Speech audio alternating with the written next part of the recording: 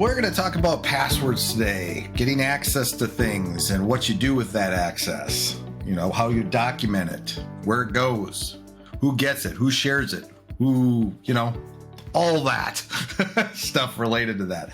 When you're running an agency, even if you're a freelancer, you're going to have access to websites, you might have access to somebody's Stripe account.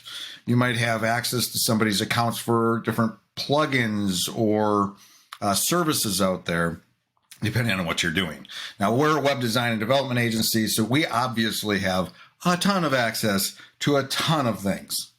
Okay, we have dozens of websites that we manage or work on over, every year, and we within those, within each client or within each agency. Now, we also partner with agencies, right? Multiple agencies, and that all have their own systems and access and ways to provide access and all that, but through all that, we have so much access to things. And sometimes when you get access to something, you may not even use that. You may use that access, that login, for example, today, and you might not use it for another 6 months to a year, but you need to have it when the time comes.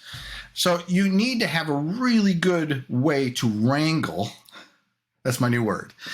To wrangle all that data and all those passwords and have a secure way to manage them centrally.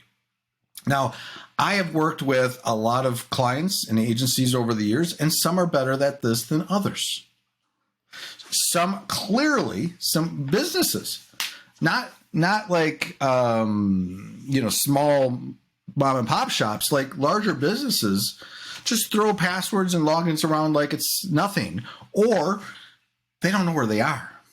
And that can happen too in an agency or an organization, company, business, where different people have different access to things, and they have their own way of keeping that access, or they leave the company and no one knows where that access is. That happens. That's very, very common. Part of my role sometimes is to be a sleuth and try to track and figure out where things are, what service they use for this, or where their servers live, and all that type of thing. And then figuring out how we're going to get that access back, whose email is on that account, so we can get the password resent to us. All that. It's crazy, right? So there's a lot of things you got to consider there. So the lesson today, I want to kind of share what we're doing in that realm. Now, as your agency grows, as our agency grows, we're going into our 5th year, which is exciting. We made it to the 5th year. But with what we've been doing up until now is kind of we have everything centralized. So every client, every agency that we work with, and the clients and websites under that, there's always a central, I usually call it like logins and access doc, right? For each client, for each website, for each thing we're doing. And then under there is all our logins. And that's how I had been managing it for some time. And I managed that in Confluence. It's very secure. Only certain people, myself, maybe one other person, project manager, gets access to all the logins, right? So as we gather logins over time, we make sure we got those centralized. And so that's okay. That's okay. Having all that in one place worked really, really well. But sometimes we work with other teams, outside teams and things like that. Sometimes we use Google Docs to share stuff on a one by one, like project by project basis. And then we have ways to remove, once the project's done, those docs get archived. So there's all kinds of things we're doing there, but there's flaws to all of that, right? So a lot of that, like, what do they call that? It's like a resting state for data or something. I don't know. When data is sitting there and it's just sitting there in a doc somewhere, the passwords aren't masked. It's just all there. Who's going to actually get access to that? Who can see that? Somebody walks past your computer, they can see all your passwords, or especially if you're in an office or something, right? Not all of us work remotely and privately. But there's flaws to that, right? So as I was looking at this year, as we're scaling up and we are getting even more and more passwords, more and more access to things. And so we have agency partners that they have their own databases and systems to manage passwords and stuff. But I have to take those out of there so I can take that for our team and share those things because I only have access to that. And they don't. So all these things are happening, but we also want to keep it secure on our end. We do have another agency that uses a password manager, which we're going to get to in a minute. But again, everyone's different. Sometimes those things just get provided in a chat somewhere or Slack or, they're just shared randomly. But as I was looking at that and how I'm sharing with my team, it's challenging sometimes, especially if you have multiple docs and you got to try to figure out where, what's what, where, and, even if you have an essential folder somewhere, or a central directory or a place in, like in Confluence, you have a space just for that or whatever. It's still difficult to wrangle all of that, and keep track of it. And what happens if you don't need something anymore?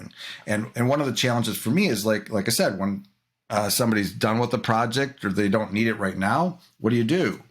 How do you take that access away? So what I have done is I've been using password managers forever. I used RoboForm since like the 2000s. So like 15 years, I think I've been using RoboForm personally. In the last year, I actually started separating out my personal from my business. And I started using 1Password for all my business stuff. And so I'd been using it. And part of that was just, hey, what's 1Password about? Just getting used to it, using it myself. And it's pretty good. And I decided, maybe it's time for me to pull everything into 1Password and figure that out. One of the challenges, though, is how do I share information, though? And at first, it wasn't intuitive. I'm like, okay, you can have these share links, and they expire after however many days you want it to expire, 7 days or 30 days. I think 30 days is a max, those live. So those are links that you would give somebody, and it expires, that link expires, right? And they do what they need to do in that time frame. But some of our logins are permanent. Like we do a lot of maintenance work. So there's those things, like I have dedicated maintenance developers that need that access long-term. What do you do there? Or just, the team in general. There's projects that we are just responsible for long-term. So a 30-day link is not going to work. Well, with 1Password, I worked out that, you can create these vaults. They call them vaults. Where you can add passwords in that vault, and it's kind of like a category in there. And then you can give access to that vault. So depending on the team, I can give one team, this is their access, or this person gets this access. And then we can move things in and out of that and all that. So that worked really well. And the challenge is that how do you keep track of, what those logins are, by company, by agency. And I figured that out with 1Password. It works really nice with tags. And you can create nested tags. So I might have a tag for a particular agency, and then under that, all their clients, or I might have some clients have multiple websites and just have them tagged and nested and organized that way. So you can just drill right into that. You can be in your vault and you can drill down by the tag. Oh, you can also, it has a pretty powerful search mechanism. You can just search for stuff too, right? So that solved that problem in terms of organization and giving people access. Now with 1Password, it gives you very granular control over what people can do with that data. And that's really important too. So I don't want people to be able to export or print it or delete anything. They can archive it. So there's a difference between archive and delete, right? They can archive it, but they can't delete it. Only I can delete it, or a designated person can do that type of thing. So those are really... already we're in a really good place with that, right? So I have more control, more security, and everything's centralized. So some of the other reasons you want, and I got a little checklist here I'm going to go through here, but some of the other things that you want to be able to do is you want to be able to also kind of manage your password policies. how strong are the passwords? And 1Password gives you like notices if there's duplicate passwords within your manager. It'll give you a notice. Sometimes that's unavoidable because, we work with staging sites and things, so copies of the site, so it's just going to happen. But in other cases, it'd be like that might be something you want to pay attention to, or it'll tell you if a password is too weak, or you can set your own policies and stuff in there. That's really cool. Also, the masking, as I said earlier, if you just have it in a doc, you're not hiding the password. Here you can mask the password where it kind of puts asterisks. You've seen that probably before, and then you can see what it is if you click a button, or you can copy it and stuff like that. But it kind of, somebody walking by is not going to be able to see that, and kind of keeps it more secure that way. Everything's encrypted. It's, this is a much more secure environment. There's better sharing options, like I said, with the vaults and with the ability, if it is a short-term share, if I just need to send somebody a link or a login or data, I can just, create a link for that that expires. Also, of course, you can use it in your browsers. If you have a website you go to all the time, you can just, go to the browser, and it'll actually, with 1Password in the fields, it gives you it'll actually, you just click on the field and it'll have a little drop down of what the login could be, depending on the URL and stuff. So that's really convenient. That's why I've used RoboForm and stuff over the years, is because you can have stronger passwords you don't have to remember. It's just there. You just click a button and it brings up a list for that website, and you can click and it autofills and logs in. So that's actually a kind of a quality of life thing, not to have to remember or have it written down somewhere, right? So there's other types of data sets, like so you have just plain logins, and then you can add notes, and you can add additional fields and stuff like that, and you can have as many passwords in a card, whatever you want to call it, that you want, and all the data you want, and notes, like I said, repeating myself. But there's other types of, like, it might not be passwords. It may be just a secure note, something you need to keep secure. Maybe it's a PIN. Maybe it's something like that. Or there's keys if it's software related, right? There's specific kind of forms for that and cards for that. Yeah. So, and like I said, the permissions, very granular. You can give people access to specific vaults, and then within that, it could just be read only if you just want them to be able to see it. If you don't even want them to copy anything, you just want them to see it. But you'll kind of tweak that depending on what you want. Like, I don't want people to be able to print and export and delete. That's number one. Maybe there's some other things too there. There's also some bonus stuff like activity monitoring. You can actually see what people are doing, who's logging in, who's getting access to that, it gives IP information, location information, and things that could be useful.